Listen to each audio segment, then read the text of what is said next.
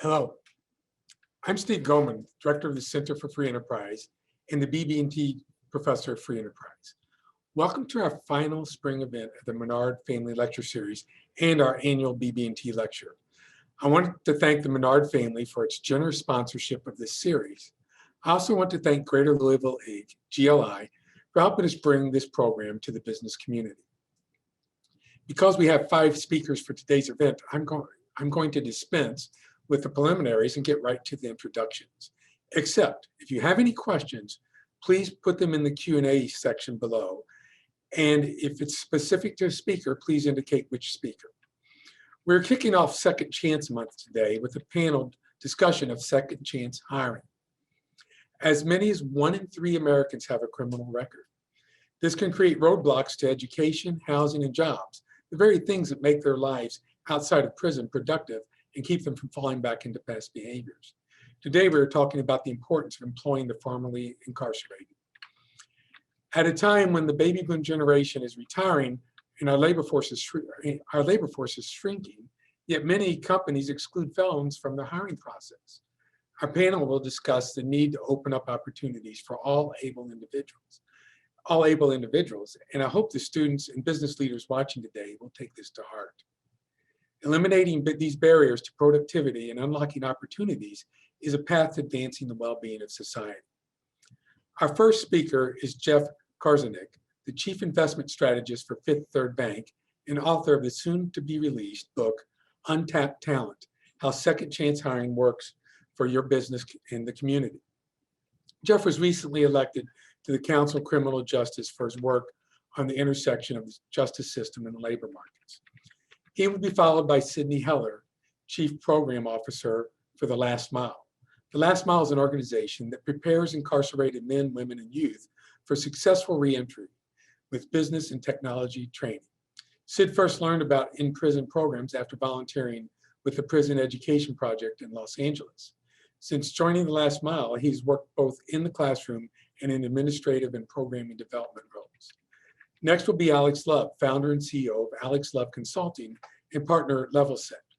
In her roles, Alex uses her deep background in human resources and talent strategy, as well as her expertise in diversity, equity, and inclusion to advise companies on best practices regarding policies, procedures, and culture to support the most inclusive workplaces.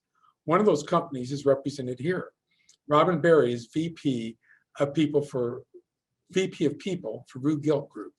Robin is responsible for the company's fulfillment warehouse and studio in Shepherdsville, Kentucky, and the customer service center in Louisville. Rue Gilt Group has a robust second chance hiring program and has developed inclusive HR practices centered on a candidate's fit for the job and not past criminal history. Finally, we have Sumit Lal, who's a great example of what can happen when companies embrace second chance hiring. Sumit is a software engineer for Slack. He learned how to code at San Quentin State Prison when he joined the Last Mile program.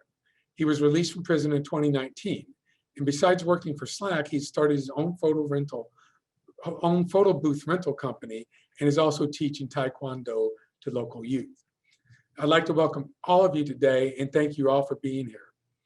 We'll start the discussion with Jeff Karzanik. So Jeff, take it away. Thanks so much, and good afternoon, everyone. Thanks for joining us. I'm going to make the economic argument why it is in all of our economic interests to see second chance hiring go forward, to see people who have been incarcerated, or even those who have not been incarcerated but are burdened by a criminal record, whether felony or misdemeanor, to see that they have better pathways to rebuilding their lives critically through that foundational element of employment. Now, it's an economic argument, so no economic argument is complete without some charts. So please bear with me while I share a couple of economic charts. I know not everyone is a graph person. Bear with me. I think we can get through these, and they illustrate some important facts. The first point is to ask where growth comes from in the economy. And we go ups and downs in cycles, but over the long term, there are two and only two factors that determine the economic growth potential of an economy. And that's how fast can you grow your labor force and how fast can you grow their productivity.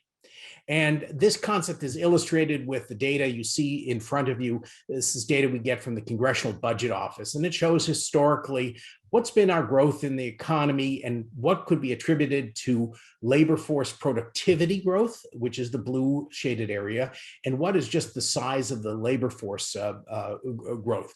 You know, how many people are you adding into the labor force, and how productive are you making your total labor force? Green line is the people component of that. And as you can see, we've got a problem. And that problem is that we have had declining birth rates in the United States, and the demographics are limiting our potential growth. You'll see that the far right graph here, the far right bar, is the CBO's projection of our potential growth in the US economy. It's less than 2%. That's a pretty low growth rate. It's not the kind of rising tide that tends to lift other ships with it. And it's really going to be a challenge for the years ahead. And the main problem is not productivity growth. Productivity growth kind of comes and goes. It's labor force growth. We've got the baby boomers exiting the workforce. We've got, during the period of COVID, we've had women leave the workforce, some men too, but primarily women leave the workforce to watch over children who couldn't physically go to school during the COVID period. We've had long-term unemployment. All this is weighing on our workforce growth on top of a demographic picture where birth rates peaked in 1990. It does not look well for the US economy.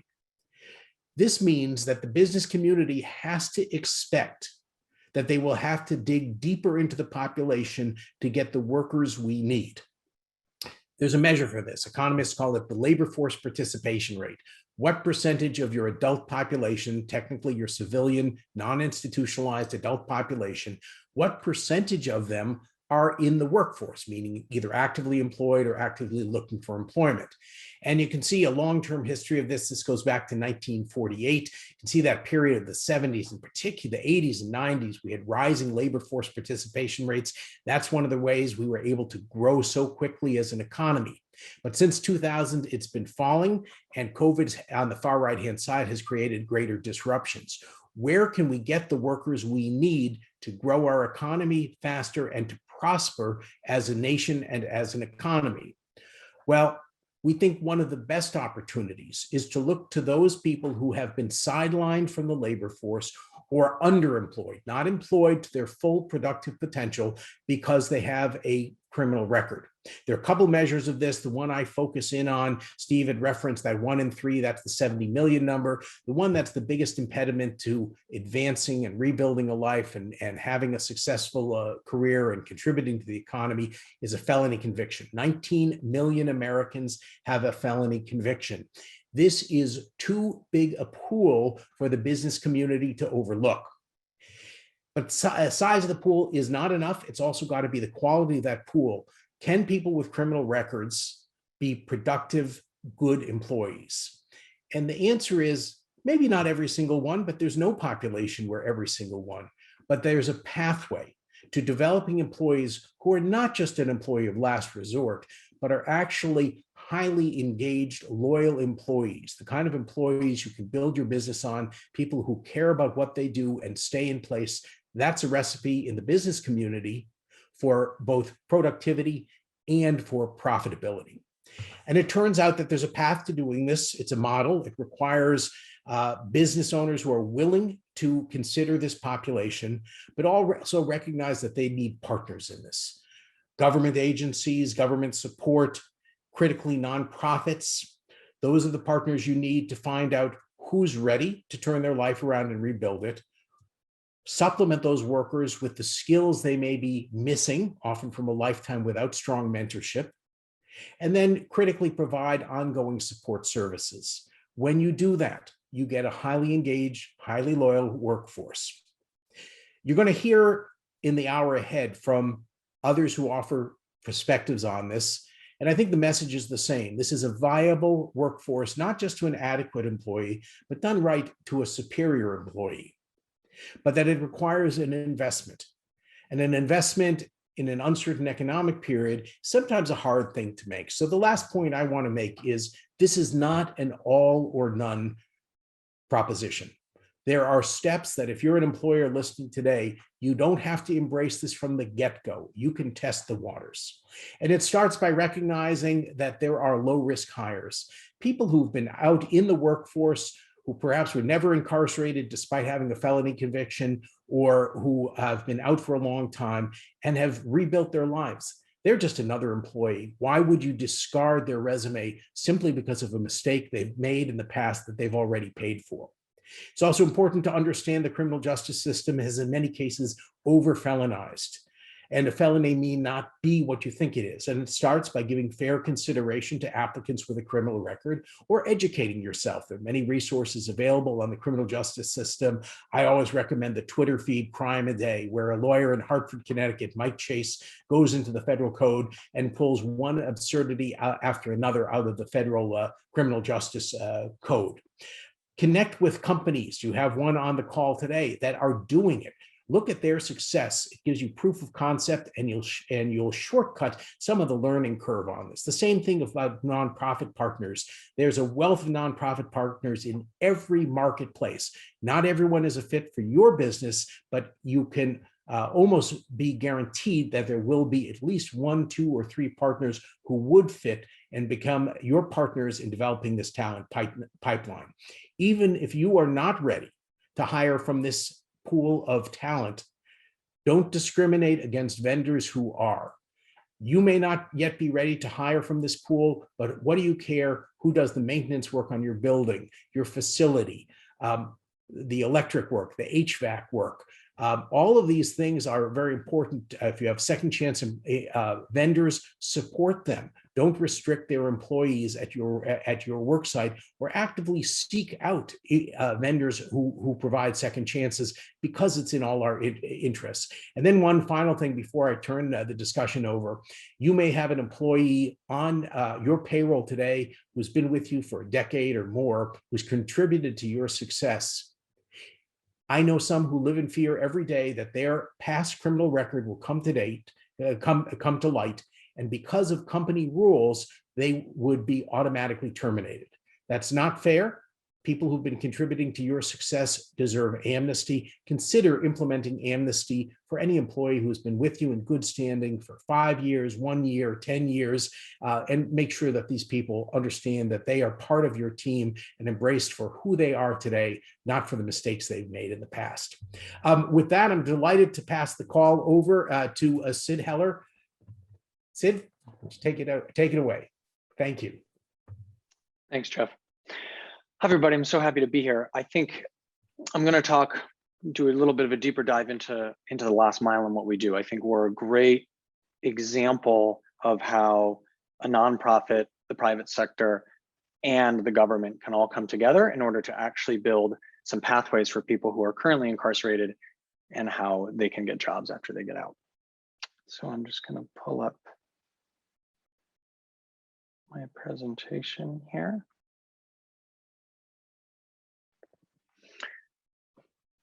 So again, hi everyone. I'm Sid Heller. I'm the Chief Program Officer at The Last Mile.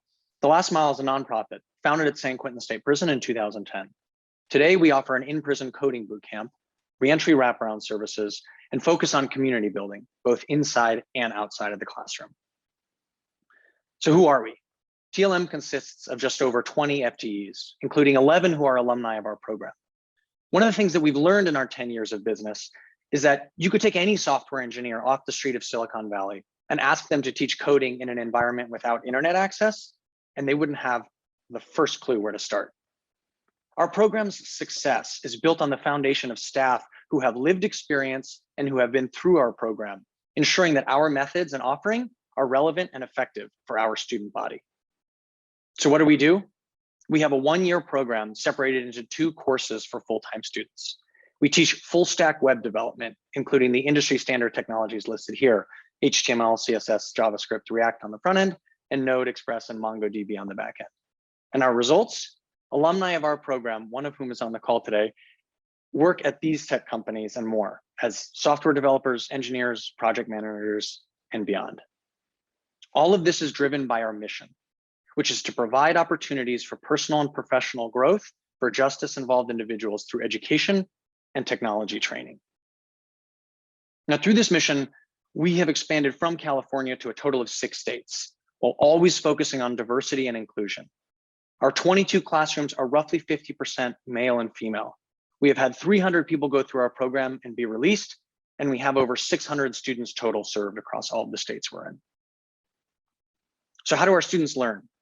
Although our students code without open access to the internet, we have created a robust software suite in our classrooms to best replicate a developer's experience on the outside. All of the platforms you see listed here are hosted and managed by TLM and provided to the students via TLM hardware and the relationship and trust that we've built with the Department of Corrections that we work with. But in addition to software, we've created, as a direct result of feedback we've received from students, remote instruction. Our instructors video call into classrooms on a regular cadence for QAs, lectures, and live assessments. Moreover, our instructors are former participants of our program, so they're able to provide contextually relevant and empathetic to the circumstances of our students guidance, not just cookie cutter solutions. This is one area that TLM is particularly proud of, because 2 years ago, if you were to talk to someone in corrections about people who are currently on parole, live video calling into in-prison classrooms, some of which they may have been in just months before, the answer would have been a hard no. And yet today, in our classrooms, this is the status quo. Although remote instruction is typically once a week, the rest of the time, our students still have access to our help desk, where they can ask curricular or project-related questions, and a TLM staff will answer them asynchronously. Our help desk is supported by our team of Web Development Education Apprentices, or WDEAs. Our WDEA program is a 6-month apprenticeship for our program participants coming home, where they have an opportunity to pay forward what they've learned in the classrooms to current students, while also jump-starting their careers with continued professional development and mentorship. Now, expansion for TLM doesn't only mean new classrooms in new states, but in our journey to become the de facto in-prison education platform, we're also exploring new curriculum verticals, including a music and video production program and a networking program focused on preparing students for the CCNA certification. Now, we're an education program, which means we need to look at success and outcomes of our program. Typically, in the criminal justice space, success is measured by recidivism, meaning if someone who has gotten out of prison goes back to prison, they're deemed as unsuccessful, while someone who gets out of prison and does not go back to prison is said to be successful. Here at TLM, we don't believe that metric accurately measures success, and in and of itself is not equitable, because we can't use a broken criminal justice system to try and measure someone's success. We created the impact index to more accurately and with less prejudice measure people's success when they return home from prison. We do consider data points such as employment and salary, but we also look at things like housing, community support, education, and perhaps most importantly, how fulfilled and satisfied that person is with the life they are living. At our onset, we were an education program which offered technical skills, but at the time, we were not particularly well equipped to provide structured reentry support for our alumni coming home. We received many pieces of feedback from people going through our program and being released about the specific need for post-release services. In response, we created the TLM Reentry Department, which focuses exclusively on providing individualized wraparound support to our returned citizens. We understand that successful reentry is about more than finding a job. So our staff of returned citizen advocates, first and foremost, support our community members to make sure that they have their basic needs met and the resources they need to pursue a career that they actually desire. Housing, emergency support, continued education, and professional development are all part of our reentry offering, and they're handled both in-house and with the help of our returned citizen community and business community partners. Now, coming full circle, speaking of business community partners, dozens of private companies contribute to our work in the form of fiscal sponsors, curriculum contributors, internal tooling donations, volunteer networks, one-on-one post-release mentoring, and of course, pipelines to employment. This slide is a list of some, but certainly not all, of the generosity in the business sector that has benefited us. Now, lastly, I have to do a plug because it's a presentation. So if anyone here is wondering, how can you contribute? You could hire a TLM grad. You could reach out to us about starting an apprenticeship program. Or you could take a moment to evaluate your hiring process and ensure equitable and fair practice. The burden is on all of us on this call to change the societal stigma against justice-impacted people. And lastly, of course, we're on a Zoom call, so please like and share us on social media, and do not hesitate to reach out to info@thelastmile.org to learn about more ways that you can contribute. Thank you, everyone, and I will pass to Alex Love. Thank you so much, Sid. All right, let me share my screen. Great. Thank you so much, Sid, for that great overview of The Last Mile. I am Alex Love, partner at LevelSet and founder and CEO of Alex Love Consulting. And I'm really excited to talk to y'all today more about, how employers and nonprofits can intersect and really do more in the fair chance hiring space. I focus on human resources and diversity, equity, and inclusion consulting. I led human resources at Vice Media for a number of years, and during that time started an apprenticeship program for folks that had been recently released. And it was really during that time that I learned how much fair chance hiring can really impact the culture of your organization and how it really can engage your employees. So first, I would love to kind of ground us in some statistics as it relates to employers and fair chance hiring. So research has shown that folks with past convictions actually have lower turnover rates and faster advancement rates. And similarly, there was a study that was done that shows that 82% of managers who have hired folks with justice involvement are actually just as strong or even stronger in some cases than their peer employees. And additionally, half of the people in the United States have a family member who has been incarcerated. And polling has shown that the vast majority of Americans are really familiar with this. So it's not something that your employees or your staff are going to be unfamiliar with. This is something that is really prevalent in a lot of folks' day-to-day and in our community. And thinking more about our community, there are 6.5 million people who are currently on probation or parole, and there's tens of millions more that have past convictions. And a job is one of the strongest predictors of successful reentry. But unfortunately, even with these numbers, folks with past convictions are still unemployed at 5 times the national average.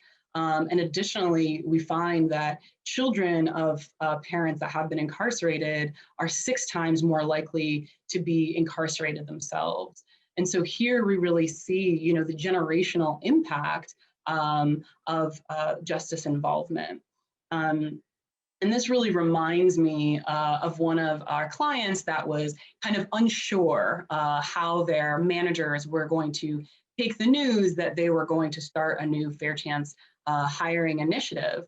And not to our surprise, but to their surprise, the managers had such a warm welcome. They were enthusiastic. And beyond that, they were even, some of them were quite emotional because they had known so many qualified candidates that wanted to work in their stores and couldn't because of the employer's hiring matrix. And it's just one of those examples of how, your managers and employees might be more engaged with this issue than some of our leaders. But I'd love to talk to you more about LevelSet and kind of how we collaborate and work with businesses in inclusive hiring. So we really start with thinking about policies and practices.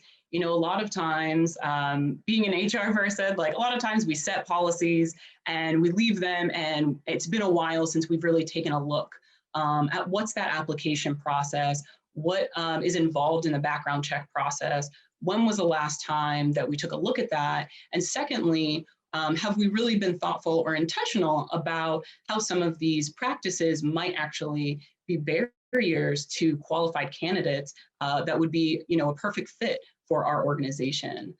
So really thinking through those policies But additionally, thinking through all of the collateral consequences that folks are facing as they're returning home. So we make sure that we're talking to managers not only about how are they better supporting, new hires and employees, but also to think through, these barriers and the things that folks are dealing with as they're coming home. And have a better understanding of how they can be supportive and navigate those employees through their new workplace. One of the other things that's crucial to think about when starting fair chance hiring initiatives is how are we going to communicate this back to staff, right? And as I just mentioned, sometimes leaders aren't sure how that's going to be taken by the rest of staff. I know that when I was at Vice, and we were about to launch the apprenticeship program, I'm very used to, sending HR emails and no one reads them, no one opens them, right? They're usually boring.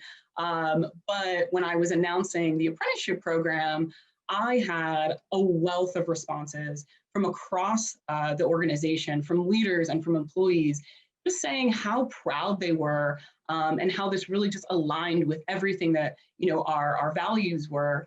And folks were just so excited and wanted to know how they could get involved as well. And I think this is such a great point to remember is that, a lot of employees are looking to organizations. Are they, standing by their values as it relates to all types of organizational processes? And thinking through hiring, are there community partners that the organization might be able to partner with that have access to folks that already have been justice involved and possibly already offer support and resources and are eager to kind of partner with employers? What our team does is really take a landscape approach and find the best kind of partners for your organization and for your culture and what those needs might be. Additionally, we can think through creative ways of better supporting folks that are coming back to our community, taking a look at your benefits and do your employees, are they even aware of the benefits and resources that they have? And specifically, how might you be able to better leverage those benefits and resources for this population? And additionally, kind of circling back to what Jeff was talking about earlier, another thing that you can think about is where are the vendors that you're working with? What types of standards and policies do they have? Are they thinking about fair chance hiring? And are there opportunities for you to talk with other business leaders about fair chance hiring and how important it is and how it's really been a positive impact on your own organization? The other thing that's really exciting for us is a lot of time clients will be in specific industries that are regulated, right, by whatever they're doing. And we can come in and take a look at those. And similar to how our HR department sometimes has policies and procedures that are outdated and haven't, taken a look at, we can also see that there are some of these policies that are in place that actually aren't beneficial to employers or to the candidate. And are there opportunities for us to have conversations with policymakers about some of those pieces? So I know that I just talked a lot at you and gave you a lot to think about as it relates to fair chance hiring, things that you can do in your organization. And so what I'd really like to do now is to go over some of these buckets for you to think about more as you're considering how your organization can be a part of fair chance hiring. So, we really come in, take a look at what those current set of practices and policies are, really give recommendations as to those next steps, sitting down with leaders and really coaching and training them on what the collateral consequences are and what it means to really implement this new program and how that will have an impact on the culture and really tie back to the values that you have as an employer. And then the second part of that is thinking through our community partners, our recruitment and talent pipelines, as well as how are we communicating that back to staff. And then another thing that we want to be intentional about when we're starting these programs is how are we measuring that impact and that growth? And how can we continue to take learnings and apply it back to our programs and just continue to create more inclusive workplace cultures and be more thoughtful about how we are supporting employees. And so one of the other ways that you might dip your toe into figuring out where to start is SHRM's Getting Talent Back to Work. That's a really great place to find some resources. And the link is there in the chat. We advised on the certification process that SHRM actually has as it relates to fair chance hiring. That's a series of videos, again, that helps one really get more aware of the space and how that looks really internally at your organization.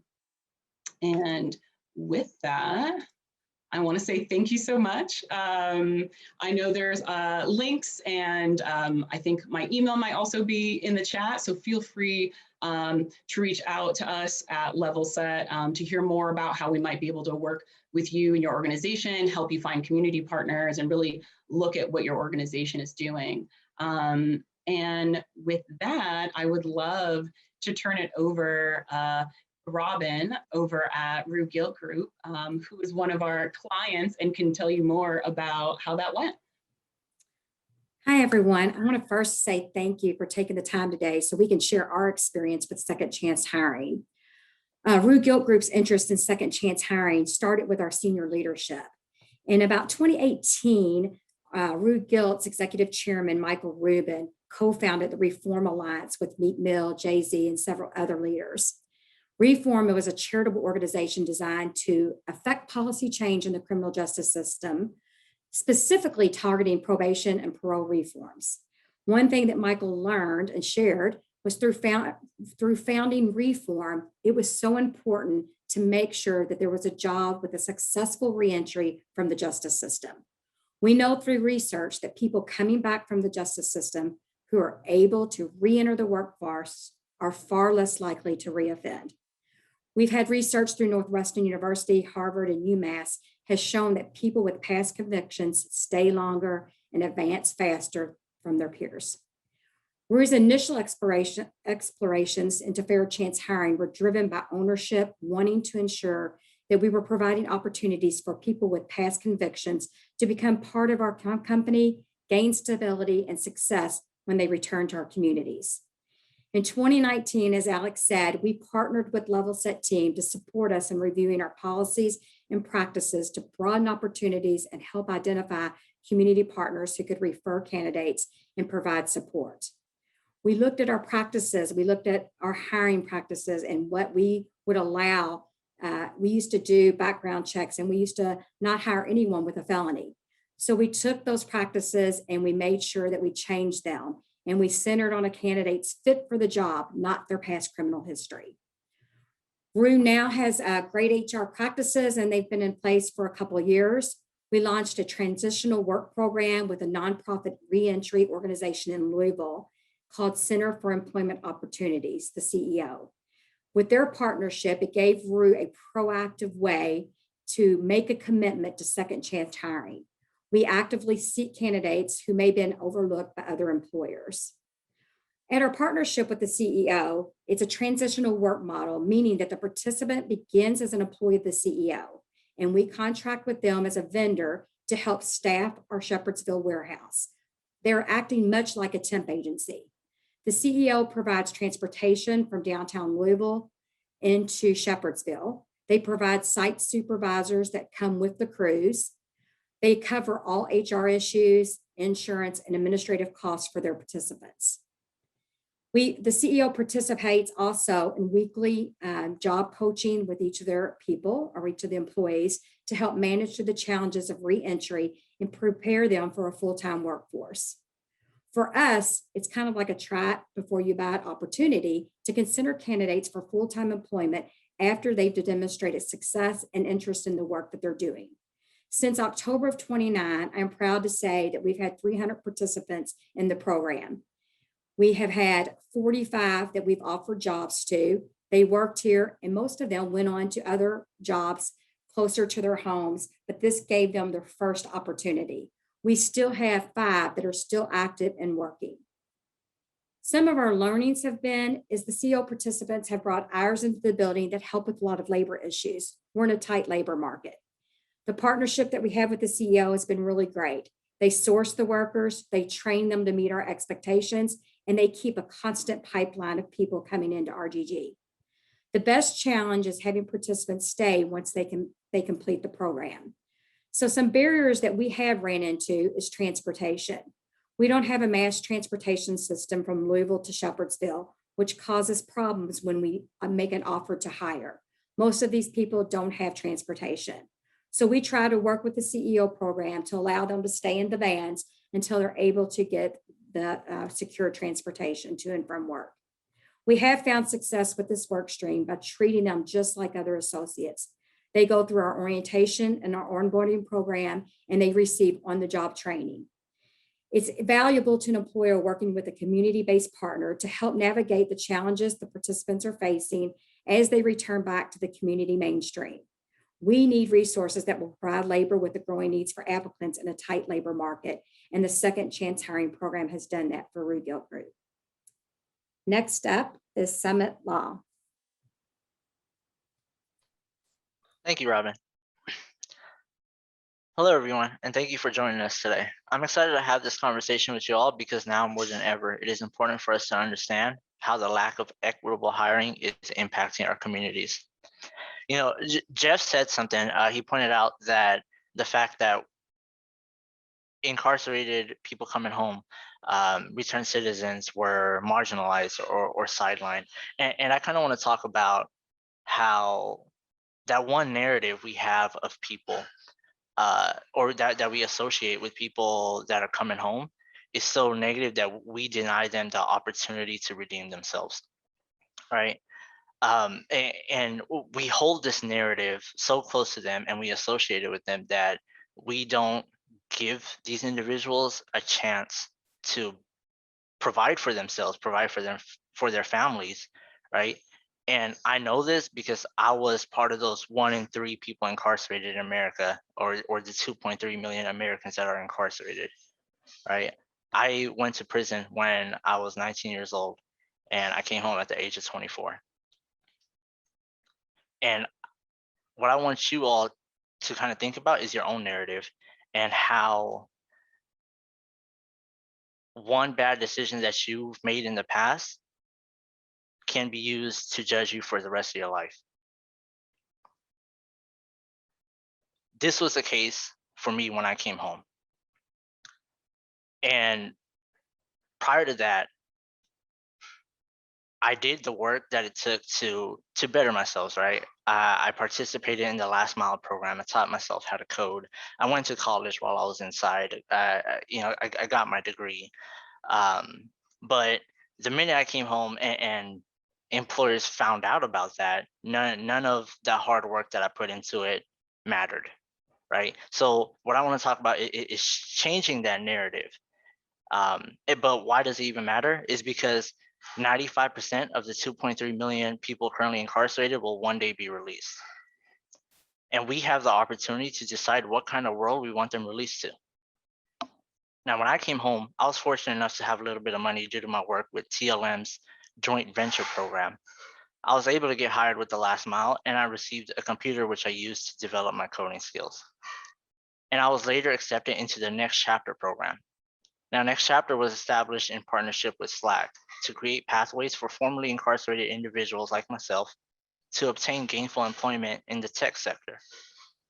After completing Next Chapter, I was offered a return offer at Slack. Now, all of this was a blessing to me and the rest of the participants of this program. But there are so many countless individuals who do not get this opportunity.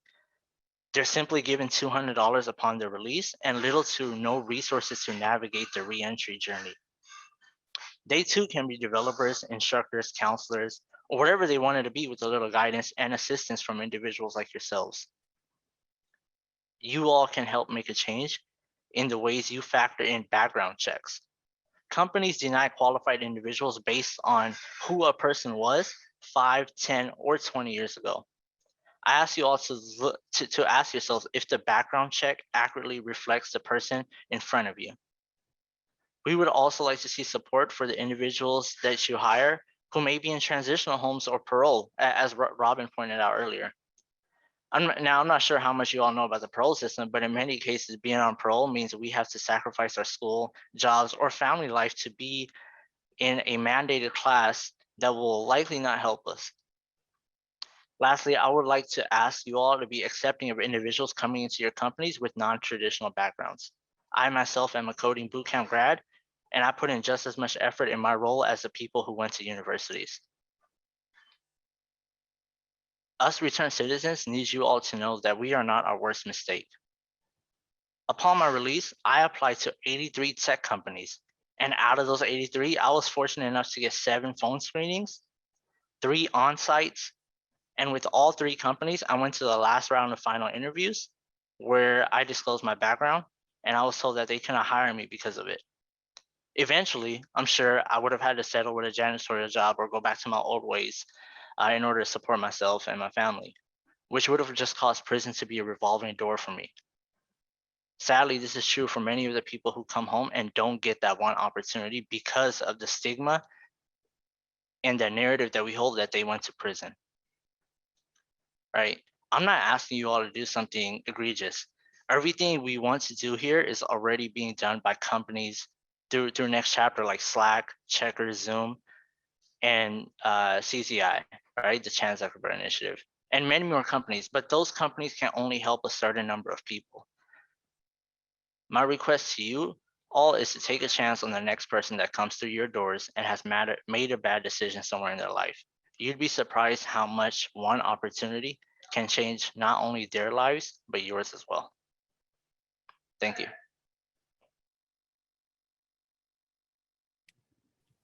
Thank all of you for this great presentation. It's really nice. So we've got some time for some Q&A, and I'm going to ask a couple questions, and we've got some in the Q&A section also. But I think, Samit, you really kind of hit the nail on the head, because I think many of us think that anybody has a felony is a hardened criminal, and this is what we see on TV, and we don't realize it's just oftentimes it's some young kid made a really dumb choice, and then they get branded the rest of their lives. And so I don't know how we get that information out to people, but I think that's a big issue, isn't it? And this is for anybody to address. I'll take that, Steve, because I spend a chapter in my book talking about this, and the majority of people who first interact with the criminal justice system and end up incarcerated are young men. And young men, we know, have later neurological development, and they make mistakes. And what's happened is that those mistakes become unforgiven, as Sumit mentioned, in our society, and that's not right. It's important also to distinguish that there are some myths out there. I think there's a myth that the prisons are filled with people with nonviolent drug possession charges. That's not true. Most people in prison are there for more serious offenses, including a plurality, nearly half, but a plurality there are there convicted for crimes of violence. But the point that I think is important to make is that someone who in their youth was arrested for a crime of violence does not make them a violent person today.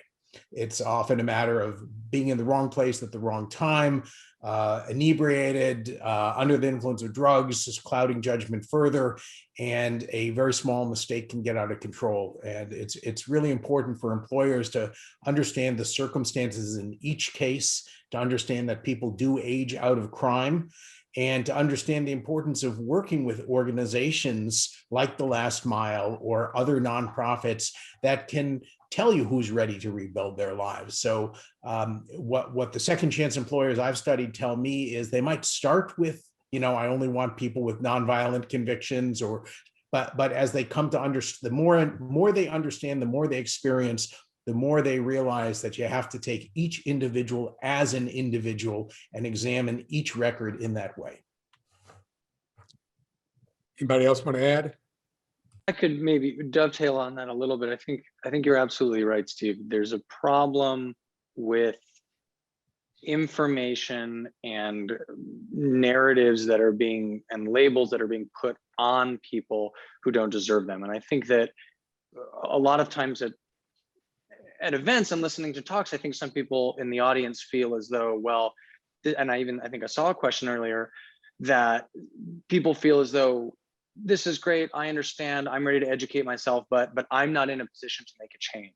I'm not a hiring manager, I don't own a company, maybe I'm not in a position to do something that drives forward fair chance hiring. And I think that considering that a large part of the problem is information that is prejudice and is bias and is just wrong, I think that everyone does have an opportunity to make a difference by educating themselves and then being able to have a more educated conversation should it come up, around the dinner table or at work or with your manager. So I think there's absolutely something that everybody could do, and that's making yourself proximate to the conversation, keeping your mind open and educating yourself.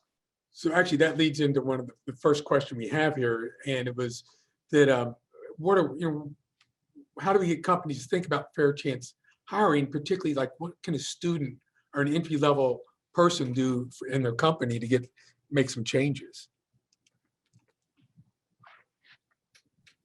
Anybody want to jump in? Yeah, I can jump in there. I think, if there's anyone who, was in the audience today, for example, and is wondering kind of what to do next, I think the first thing you can do is start to ask some questions, right? Like, what's going on with our current hiring process? Go to your HR team, ask them questions.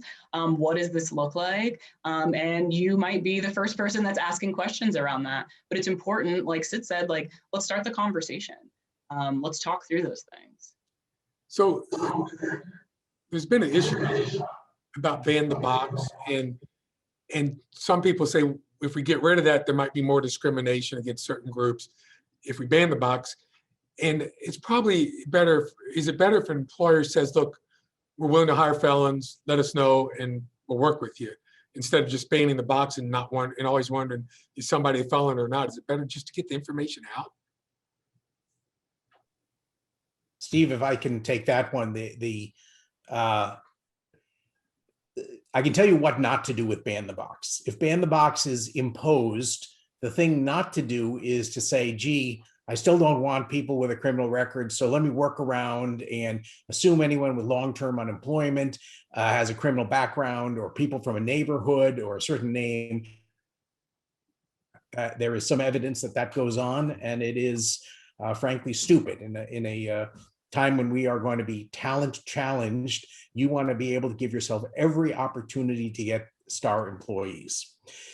I do think that's it's okay for employers to ask the question if they want to. I think ideally you want to get to the point where you voluntarily as an employer don't have the box, and even can go the extra mile and say on your job postings, we encourage people with criminal records to apply, because that's how you're going to get access to the biggest talent pool.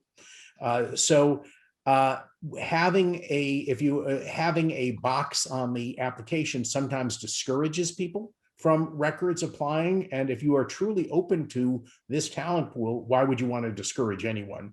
But I also have seen the negatives of trying to impose this as a policy. It is not a silver bullet. There are no silver bullets. There are no shortcuts. And I think it's better that employers be broadly educated and come to this decision voluntarily. Yeah, thanks. And I'll just piggyback off of what Jeff said. I think totally right in terms of there's not a silver bullet or one size fits all kind of answer as it relates to ban the box. But I do think thinking through all of the ways that the box is impacting your talent pool, right? Because no matter what, if you have the box, you are limiting your talent pool, right? That's just part of it. And the other thing to consider is removing the box does not necessarily mean that you are removing background checks or that you are removing the question around convictions. It is simply that you are opening the door more to, hey, come apply, come learn about our opportunities. This might be part of the process, and also really communicating what part of the process that is and what happens at your organization when someone does have a conviction. I think that's one of the things that we want to recommend to employers, like invite folks in and let them know that you are a fair chance hirer, so that they feel invited into the process, instead of what Jeff mentioned, they could be discouraged by this box, because if you don't have enough communication around what that really means, the candidate has no idea. If I do check it, is it going to be good? If I don't check it, like, am I going to get a call back? I really just want to work at your organization.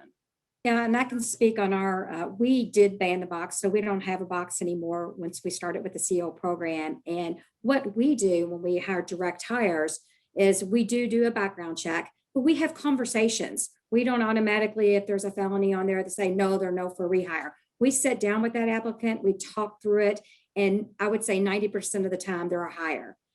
So we decided to do that, since we were supporting bringing in second chance hiring, that we would also do that for our direct hires. And it's turned out great. I think some of our best people that we've brought in through the CEO program, they're so passionate. They want that job and they're thankful, and they are great workers. So I think the opportunity just to bring them in is great, not only for the employee, but also for the company. So there's a question for Alex. What's been the response of employers when presented with the positive data that you showed us here? And do you still get a lot of pushback? Yeah, thank you first for that question, audience. And I think, obviously we're always presenting this data, but what is always a challenge is what your preconceived notions were before we started the conversation, right? Because regardless of me giving all of this positive data, it is still something that is new. And as we know, being in business, being leaders, like trying something new, a lot of times you're going to get pushback just because it's something new, not because that there's anything negative. And so unfortunately, it is still part of the process of, I mentioned coaching and training and really working with leaders to think through how this is going to impact their organization and culture. And part of that is just folks asking questions of like something that might be making them anxious about this process, and having really honest conversations about what the reality is. If I could dovetail on that a little bit as well. I think one of the things that we notice when speaking with second chance employers is it's difficult to try and answer someone's question that is coming from almost an emotional place with data. I think we've already talked about how, and Alex, I think you're absolutely right, the preconceived notions that people have from this kind of evasive portrayal of people that they're getting from the media, you're trying to fit a square peg in a round hole if you want to answer that question with then a set of data. I think data is really important to answer data-driven questions and to show statistics and probability. But I think without a conversation, if someone's coming to the table and they're feeling a certain way, it will be very difficult only with data and data alone to then have them realize, oh, maybe the way I'm feeling is prejudicial. Maybe the way I'm feeling is biased. So I think that the human element and having a larger conversation is the only way to supplement the data to actually change people's opinions. Are there certain occupations and jobs that fit really well for second chance hires? I have not found something that a second chance hire couldn't do, right? This is a huge talent pool of people filled with possibility. But from the standpoint of paths of less resistance with employers, it obviously helps to have a tighter labor market because it gives employers a willingness to at least give this a try. And what I found is, say, manufacturing is a very good place because there are labor shortages. It's a livable wage in most manufacturing jobs. It's often, a lot of middle skill jobs, doesn't require advanced education, but requires some very meaningful training that can be done by the employer or in public-private partnerships.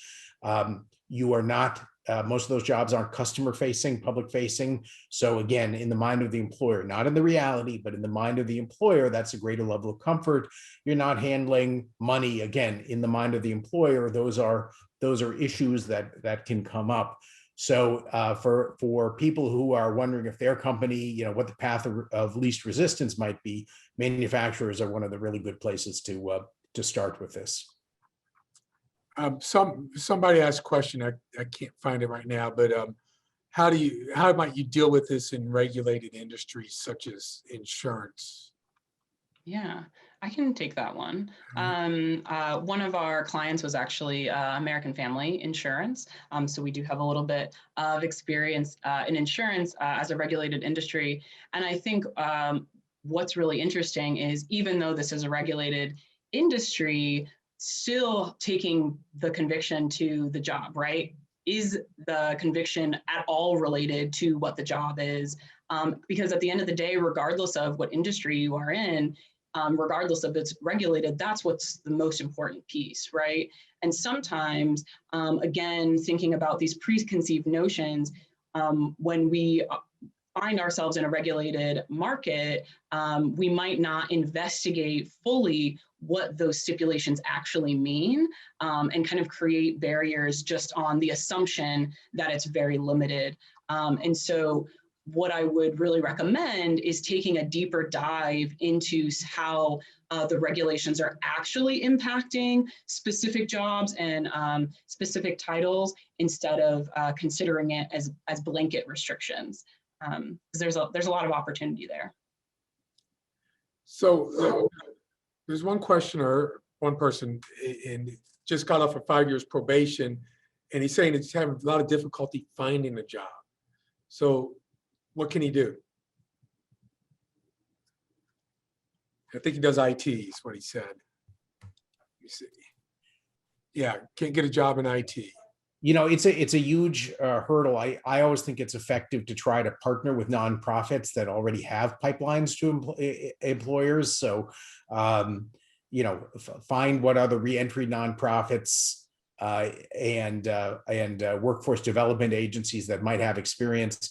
Not because someone who's been out for 5 years doesn't know, isn't capable and might need any particular work or managing of gaps, but because they'll have a pipeline into employers who are willing to consider this. I think it's important to have a good response. If you do have, if your record is brought up, I've advised people, write it out, edit it, show it to someone, edit it again, so that you have a really tight, I own it, this is how, but that's my past. Here's who I've grown to be today, and kind of keep it a clean response is part of it. And then, whenever you can pursue ways to kind of to prove that you were more than this one past mistake, typically through education, things like that, I think can be helpful. But it is absolutely an uphill climb, and I really feel for people who are facing that challenge. Yeah, I would second the idea of there are organizations and nonprofits out there specifically geared towards helping people get jobs. And I think we're even starting to see it in some larger organizations, such as LinkedIn. I know has a filter now when you're looking for jobs, where you can filter only to look for companies that have self-identified as fair chance hires. And I'm not sure where this person is geographically located, but of course, as a first place to start, feel free to reach out for us, and we can see if we know anyone in our network that could help you as well. I should have also mentioned, look for ways that can ease employer concerns. So most states have some kind of certificate of rehabilitation. You may have to work with a nonprofit to help you petition a court, look at opportunities for expungement or sealing of records. A lot of issues that employers have is just being very, very unsure and needing some kind of, they are very often worried about negligent hiring liability. And even though negligent hiring liability lawsuits are very, very rare. It is a fear for employers, and they can be, if they do happen, they can be very distracting and costly to employers. So when you have a certificate of rehabilitation, you can show, and each state has a different name for it, but if you search for that for your state, you'll probably find out what it is. That is a safe harbor for the employer from these lawsuits. If you have your record expunged, it's obviously a non-event because an employer can't be held liable for something that they can't see. So these become really important additional tools that you can use, but they're not possible in every case and for every type of conviction, but at least explore those. Sumit, you have anything you want to add? Yeah, just wanted to add that, keep developing your craft, make yourself invaluable. Eventually, you're going to get into that interview room with somebody that'll be willing to give you a chance. And if you could really go in there and just know your story and know, what you've been through and just understand you're not that person anymore. If you could just deliver that to them, yeah, I'm pretty sure you'll get it. So just don't give up. Okay, so let's just do one more question. I think one just came up, so let me look at it here. Actually, the guy who was asking about the job said thanks a lot for the responses. So hopefully they'll get in touch with some of you. So if every participant today, it looks like we have 77, went to their employer and said, hey, what are we doing about second chancers? Would it have an impact or not? And what else should they push? You can't just say, what are we doing about second chancers? What should they say to their employers? I think that you're right. Just asking the question isn't enough. So I think, starting the conversation, but also keeping folks accountable, right? What are we doing with our hiring process? But, continuing to ask, like, how does this align with our values? If our values are X, Y, and Z, and this is our hiring process, clearly that's not aligned. And also pushing the organization to consider having a larger social impact as well, considering this as part of the hiring process. I'm going to give a really ugly statistic from the aftermath of our criminal justice system. 1 in 3 Black men in America has a felony conviction. And just to add to the whole ridiculous nature, fewer than half have actually had to serve a prison term. So their crimes were of such minor risk to public safety that it didn't even require a prison term. So I don't know a corporation in America that hasn't bought into diversity. You tell me how you're going to possibly achieve your diversity goals and how our workforce can possibly reflect our population and the talents of our population if you do not couple a diversity effort with a second chance hiring process. So, I think particularly if I were a younger employee, I'd find a more diplomatic way to get that fact across. But I think that's the fact that also can be part of that conversation. So I said that was the last question, but actually somebody put something in the chat for Sumit, said, what has it been like working at Slack, and what's your relationship with colleagues, and does anybody care about your felony? Yeah, working at Slack has been great, right? I love my team and just how open and accepting they were of me. I feel like all the anxiety came from me. Like, oh, what are these people going to think of me, right? Like, I have a record, I'm not going to be able to compete. All those were just like my negative talks. Everybody at Slack has been more than willing to help me develop my skills and kind of hone into what I'm doing. So everybody's been really supportive, and I would like to see more of that in more workforces.